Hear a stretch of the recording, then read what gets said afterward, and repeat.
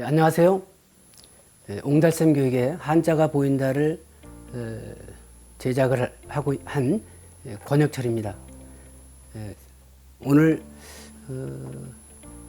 주제는 두 가지로다가 제가 영상을 찍을 건데요. 오늘은 한자 교육의 중요성에 대한 것을 좀 말씀을 드리고요. 다음 시간에는 한자 교육의 시기와 방법에 대해서 두 편으로 나눠서 촬영을 할 겁니다. 이 촬영을 하게 된 배경은요, 지금 코로나로 지금 각 재교재를 사업을 하고 있는 전국의 지사에서 이렇게 교육 요청이 거의 3년 동안 교육을 못 하고 있습니다. 아무래도 대면 교육하는 게 쉽지 않은 상황이다 보니까, 그래서 지금 한자 사업을 하고 계시는 전국의 지사 및 선생님들을 위해서 이런 영상을 찍게 되었고요. 첫 번째는. 두 번째는 이거는 학부모나 교육 현장에 계신 분들이 다 공통으로 다 느끼는 걸 겁니다. 왜냐하면 대면 교육이 턱없이 부족하다 보니 지금 기초학력을 다져야 될 가장 중요한 시기에 절대적인 기초학력이 부실, 이를 초래가 되는 게 사실입니다. 그래서 이를 타파하기 위해서 많은 고심을 하실 텐데요. 제가 오랫동안 이게 한자 사업을 하면서 느낀 거는 가장 바람직한 대안은 한자 교육이라는 제가 판단을 해서 이 영상을 통해서 작은 도움이 됐으면 합니다. 또 하나 제가 안타깝게 생각하는 거는 우리 국어 혹은 우리가 사용하는 모든 문장에 한자가 차지하는 비중 자체가 굉장히 높거든요. 일상 언어의 약 70% 이상이 한자어라고 되어 있고요. 학습 용어나 과학 용어 가면 8, 90%가 다 한자입니다. 한자어입니다. 과학 용어도 마찬가지로 90% 이상. 각 지명이나 여러분들의 이름, 부모님이 이름을 지어줄 때도 결국은 다 한자 가지고 뜻을 풀이해서 다 이름을 줬을 겁니다. 현실이 그러함에도 불구하고 지금 교육 현장에서 과연 한자 교육을 어느 정도 비중 있게 가르치는가, 저는 굉장히 회의적인데요.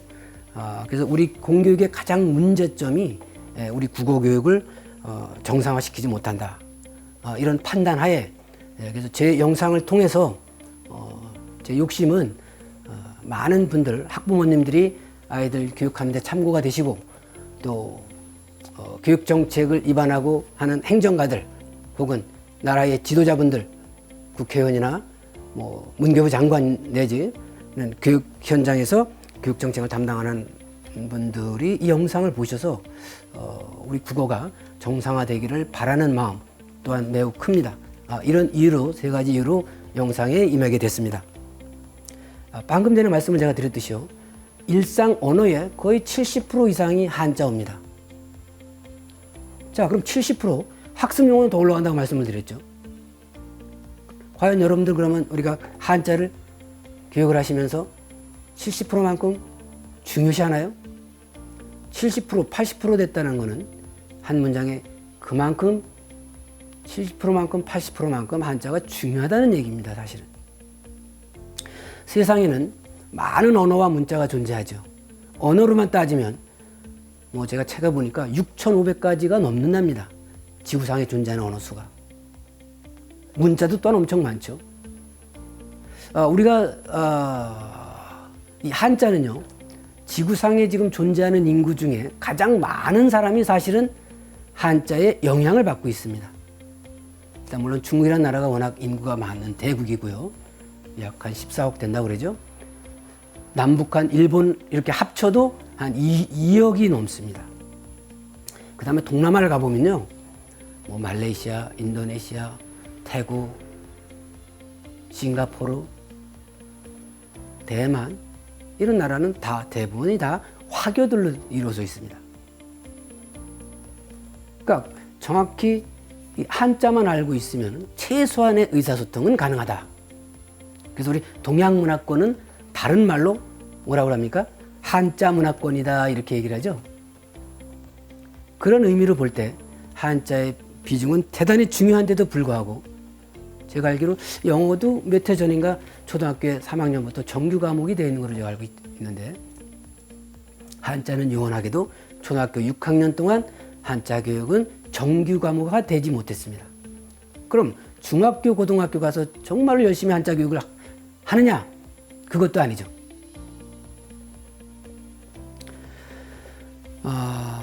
그래서 한 문장에 이렇게 모든가 한자어로 되어 있는데 그 세계의 많은 언어와 문자 중에 굉장히 독특한 문장 구조를 가진 나라가 일본하고 우리나라 같습니다. 일본이나 우리나라는 표음 문자와 표의 문자를 섞어 쓰는 문장 구조를 갖고 있죠. 일본어도 표음 문자고 우리 한글도 소리 글자인 표음 문자입니다. 근데 일본은 한자를 그냥 그대로 노출해서 사용하죠. 오래전부터 지금껏. 근데 우리나라는 아마 1970년대 초반으로 알고 있는데 5차 교육 과정에서 한자, 한글 그 이전에는 병용 정책에서 한글 전용 정책으로 문자 정책이 바뀝니다. 그러면서 모든 교과서에 한자를 싹 빼고 한글로만 표시를 하죠. 그래서 많은 분들이 아니 한자를 사용하지 않는데 굳이 한자 배울 필요가 있느냐라고 얘기하는 분도 계십니다. 저는 거꾸로 일본하고 예를 들어보면 일본은 한자를 100% 노출해 쓰기 때문에 물론 한자 교육을 굉장히 강화가 되죠. 일본은 유치원에서부터 초등학교 1학년에 한자가 정규 과목이 돼 있습니다. 그것도 나릴, 다롤 이런 하나하나의 글자를 배우는 것이 아니라 한시를 배웁니다. 뭐 온고, 이지신 이런 거 있죠. 한문에 나오는.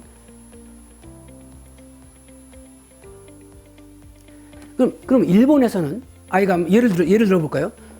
초등학교 학생이 교과서를 받았는데 다 한자가 많단 말이에요. 책을 읽다 보니까 물론 아는 글자도 있고 모르는 글자도 있겠죠.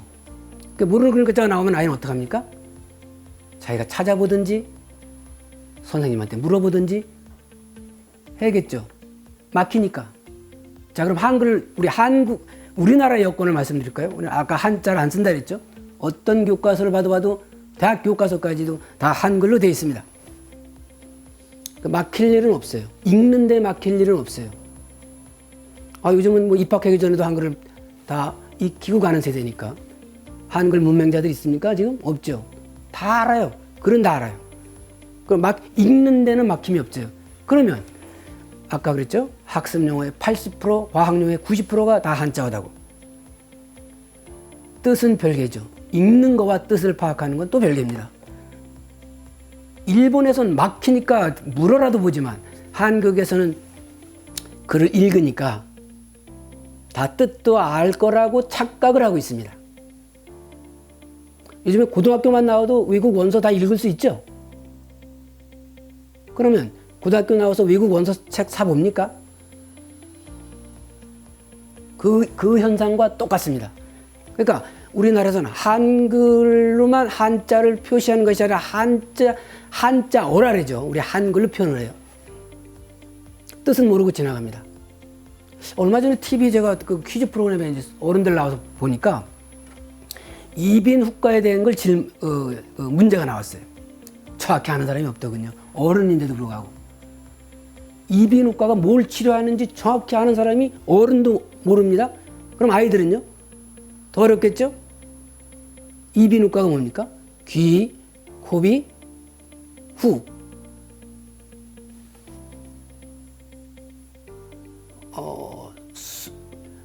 숨구멍 후입니다.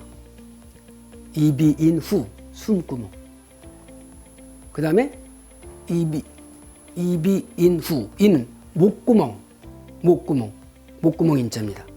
이걸 정확히 아는 사람이 없습니다.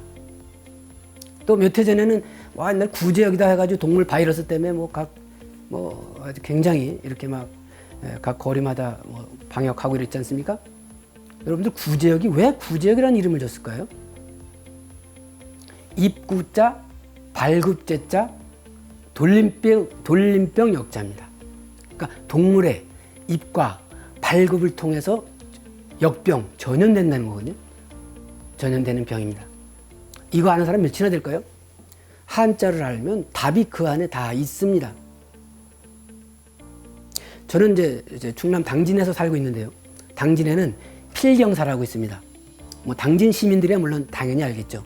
시문 선생의 생가를 잘 복원을 해서 기념사업으로 매년 축제도 열고 그럽니다.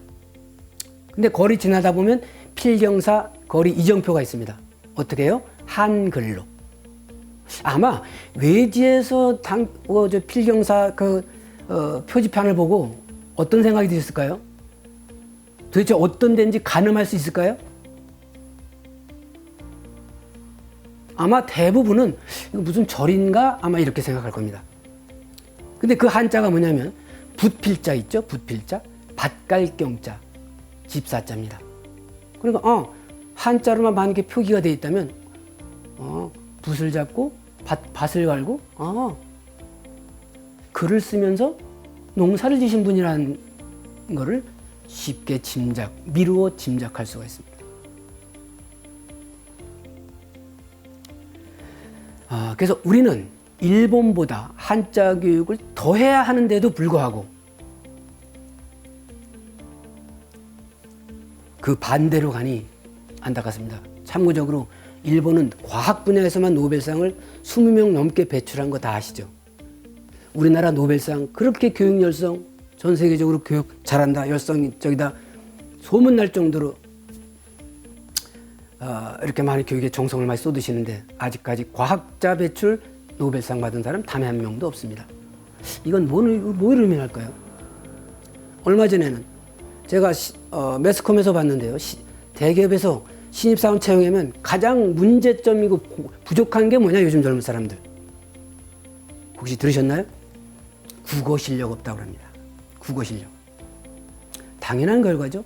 그럼 우리 국어가 어떻게 돼 있는데? 우리 국어는 아까 말씀드린 표문자인 한글과 표의 문자인 한자를 섞어 쓰되 일본 마냥 한자를 노출해 쓰지 않고 한자를 그냥 한글로 표기합니다. 그래서 학교 입학하자마자 국어책, 수학책, 사회책, 체육책 뭐라 다 한글로 돼 있죠. 그런데 생각해 보세요. 왜 국어라고 이름을 줬을까요? 나라 국자 말씀어입니다. 수학은요? 셈 숫자 배울 학자. 셈에 대해서 관련해서 배우는 학문이 수학입니다. 그러면 한자 모르면요. 그냥 국어책 받아서 국어책인가 보다. 수학책 받아서 수학책인가 보다. 음악책 받아서 음악책인가 보다 하지. 전혀 이게 어떤 학문이라는 것을 아이가 스스로 아는 방법이 없습니다. 이 공부를 하는 방법에는요, 크게 두 가지가 있습니다. 공부 방법에는요. 여러분들, 모든 부모의 바람, 자기 자녀가 공부 잘하길 바라죠. 공부를 하는 방법이 크게 두 가지가 있죠. 첫 번째가 아마 대한민국에 있는 엄마들이 다 쓰는 방법, 다 아시는 방법. 어떤 방법이에요? 반복학습법이죠. 반복학습법입니다. 예를 들어서 어떠한 사물을 가리킨다 아이들한테 동물이면 동물 이름, 식물이면 식물 이름, 과일이면 과일 이름. 반복 암기 방법. 굳이 제가 설명 안 드려도 아시겠죠? 반복 암기 방법이 있습니다. 근데 이 방법 가지고 절대 공부 잘하기 어렵습니다. 왜냐하면 각 과목마다 매일같이 쏟아내는 학습 용어를 다 반복 암기해서 외워야 돼요. 이런 방법은 재미도 없고요. 물론 열심히 노력해서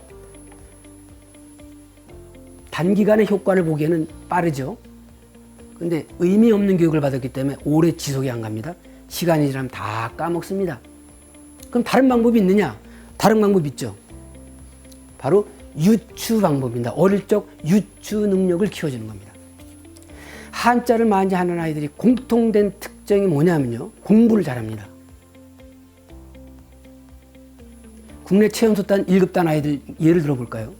아마 지금 변이현이라는 아이인데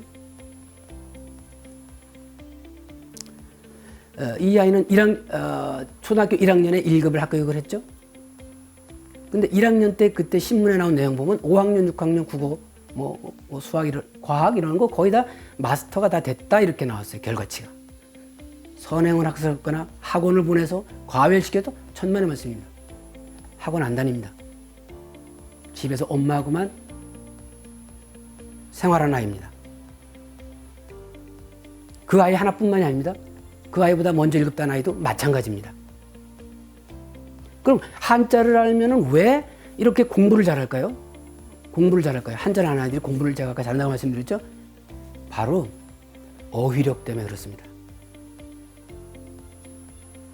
공부를 잘하는 사람들의 가장 대표적인 특징이 어휘력입니다. 그래서 우리 어머니들이 어휘력이 얼마나 중요하다는 걸 아셔서 많이들 노력하고 계시죠. 어떻게? 책을 많이 사주시지 않습니까? 정답입니다. 책을 많이 보면 당연히 어휘력 신장합니다. 그런데 그럼 왜 한자를 한글도 있고 영어도 있고 많은데 왜 한자가 어휘력을 높여줄까요? 보세요. 영어의 알파벳 단어 뜻 있습니까? 없습니까?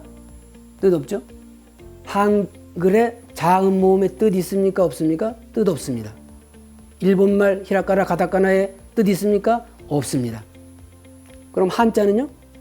한자는 쪼개고 쪼갠 게 뭡니까? 부스죠. 부스의 뜻 있어요? 없어요? 가장 낱개로 쪼갠 부스에조차도 뜻이 있습니다. 예를 들어서 물수를 배웠다. 근데 물수가 부스로 하는 모든 다양한 글자가 많이 있겠죠? 다 물과 관련된 겁니다. 그러니까 영어 5,000자 알고 있는 것보다 영어는 알파벳은 단어를 만드는 그냥 조합을 하는 기호일 뿐이지 의미가 없습니다. 한자는 그렇지 않습니다. 큰 대자 하나 배우면 큰 대자 들어간 단어가 어마어마하게 많습니다. 수십 가지 넘을 거예요.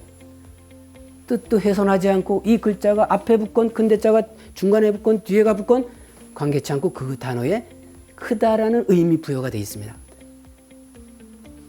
그럼 한 글자 배워서 수십 단어의 어느 정도 의미를 유추해내는 능력이 생기는 겁니다. 다른 어떤 문자도 그게 안 됩니다. 그래서 한자 교육하는 아이들의 많이 하는 아이들의 공통된 특징은 어휘력이 뛰어납니다. 어휘력에 대한 거는 얼마만큼 중요한가는 이건 데이터가 있습니다. 이건 좀 오래전에 제가 본 신문에서 모 기관에서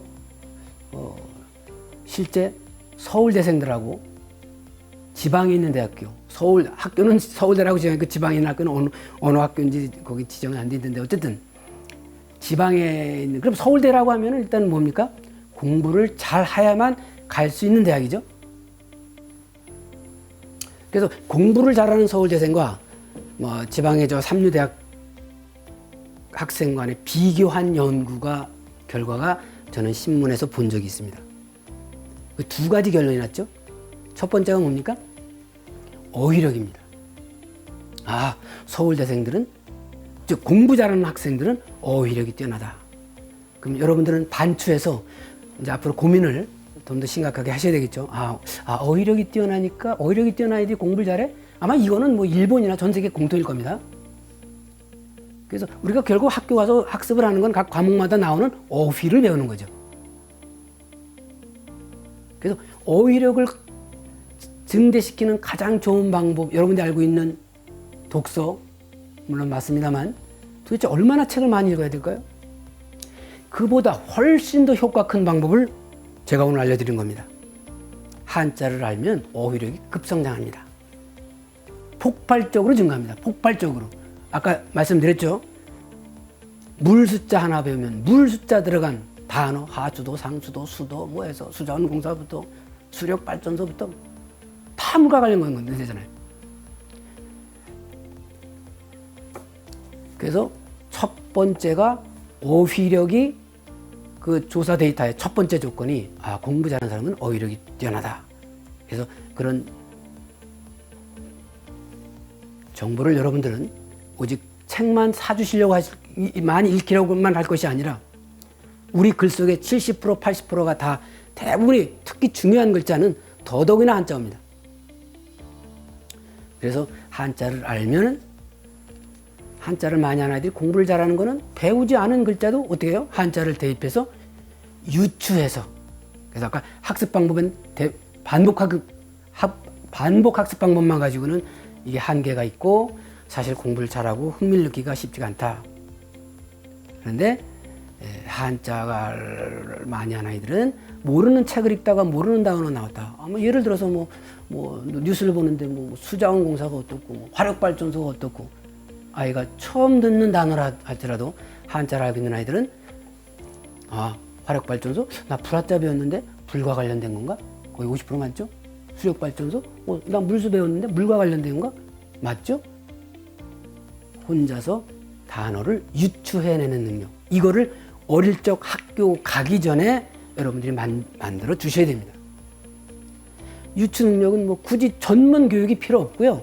한자를 많이 알으면 자동으로 유추 능력은 생깁니다. 두 번째가요. 공부 잘하는 사람의 특징 두 번째요. 매우 궁금하시죠? 지능 지수가 높았습니다. 여러분은 동의하시나 모르겠습니다. 요즘은 거의 IQ 검사, 지능 검사 이런 것도 별로 안 하는 것 같은데 어쨌든 사람은 태어날 때 IQ가 다 제각기 다르게 태어나죠. 그 다음에 태어나서 또 어떤 환경에 자랐냐에 따라서 후천적 환경에 따라서 IQ는 높여질 수 있다는 게 다 전문가들의 공통의 얘기입니다. 물론 태어날 때부터 머리 좋게 태어났으면 얼마나 좋습니까? 근데 그럼 머리가 나쁘게 태어났다 그러면 얼마든지 머리를 좋게 해줄 수 있습니다. 어떻게? 한자를 통해서. 그래서 소사를 공부 잘하는 사람 특징을 봤더니 지능지수가 높더라는 겁니다. 저도 이제 교직을 제가 전공을 했는데요. 교육학 시간에 항상 교수님이 강조하셨던 게 아이를 지도할 때 제일 개인차를 고려하라 이런 걸 누차 제가 들었던 기억이 있습니다. 개인차가 뭡니까? 아이들마다 암기력이 틀리고 이해력도 틀리고 독해력도 틀리고 다 아이 각자마다 다 다르겠죠? 전 다른 말로 이게 지능지수가 아닌가 싶습니다.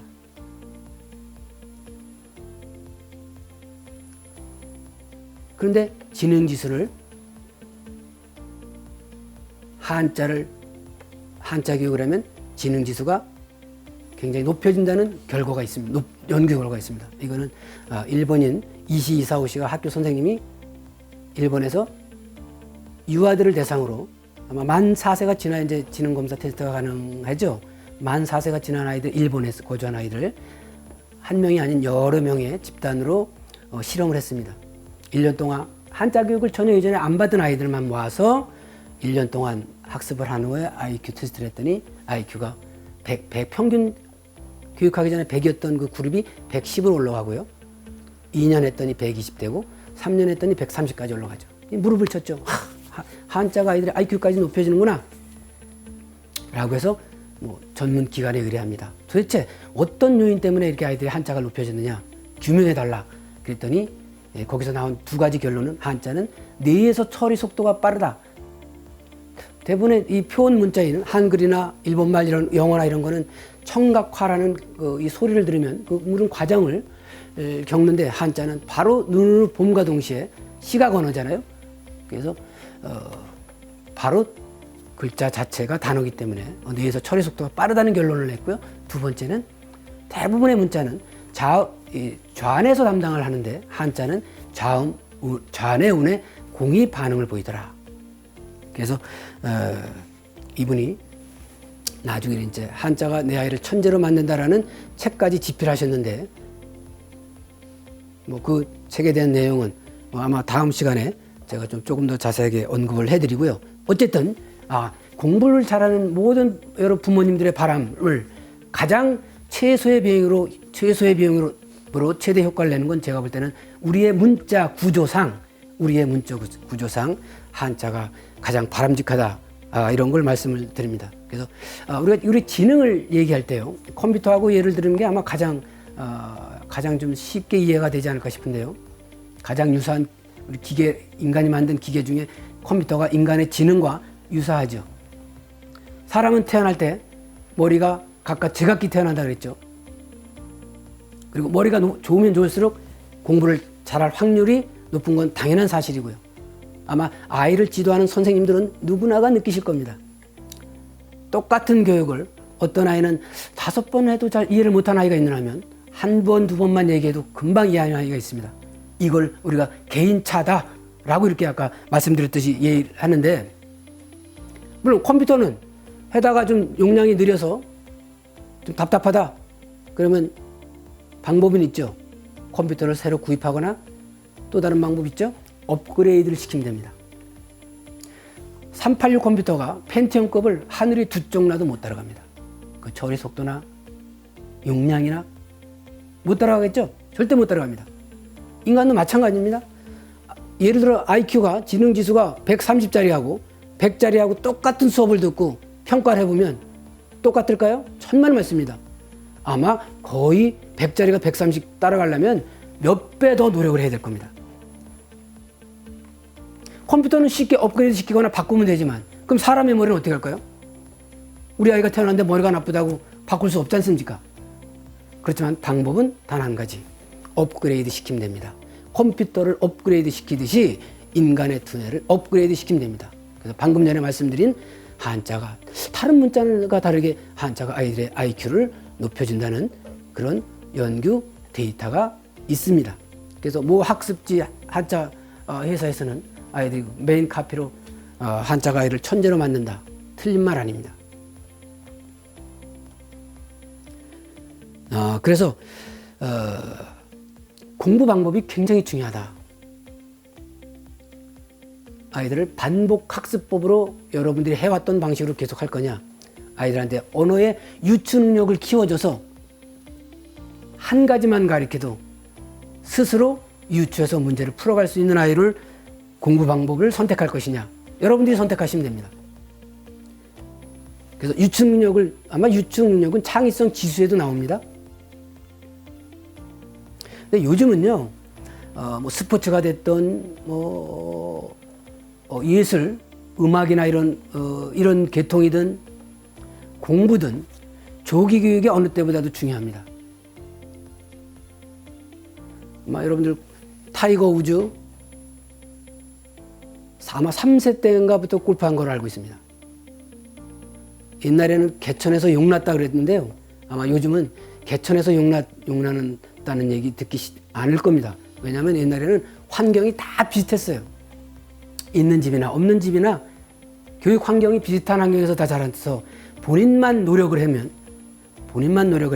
그야말로 개천에서 용나는 시대가 있었지만 아마 지금은 각 가정마다의 그 교육 환경 자체가 너무 판이하게 다르고 아마 그런 소리 듣기가 어려울 겁니다. 그래서 조기 교육은 다른 말로 이제 적기 교육입니다. 적기 교육입니다. 그래서 이 교육도 제가 볼 때는 교육을 투자라고 하지 않습니까? 최소의 비용을 가지고 최대 효과를 노리셔야 되는데 한자 교육 잘해놓으시면요 전 과목에 영향을 미칩니다. 아까 제가 이연이 얘기했죠. 1급 1학년 딴 아이. 이 아이는 나중에 엄마가 책을 썼습니다. 책 제목이 7살에 완성되는 언어 영재 만들기라는 책을 썼는데요. 권애리 씨거든요. 그 엄마 이름이 권애리 씨. 제가 출판사는 제가 모르겠습니다. 7살에 완성되는 언어 영재 만들기. 이분이 한자를 가르친 거는요. 유아 때 한자를 가르쳤는데요. 왜 가르친지 아십니까?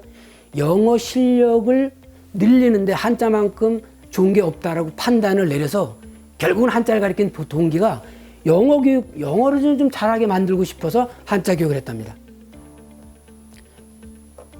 근데 지금은 거의 천재가 되다시피 했습니다. 한자를 많이 하는 아이들이 공통된 현상이 나타나는 현상이 있습니다. 또 하나. 영어를 한결같이 잘합니다. 이거 왜 한자하고 영어하고 어떤 연관이 있어가지고 한자를 많이 하는 아이들이 영어를 거의 다 한자를 많이 하는 아이들이 영어를 잘합니다. 제가 생각해 보니까 어휘력과 관계된 것 같습니다. 아까 어휘력이 폭발적으로 증가한다 그랬죠, 한자가요. 우리 글에 대한 어휘가 풍부하면 할수록 영어를 배우기 쉽다라는 거 여러분들 공감하실 겁니다. 또 다른 조건이 또 있습니다.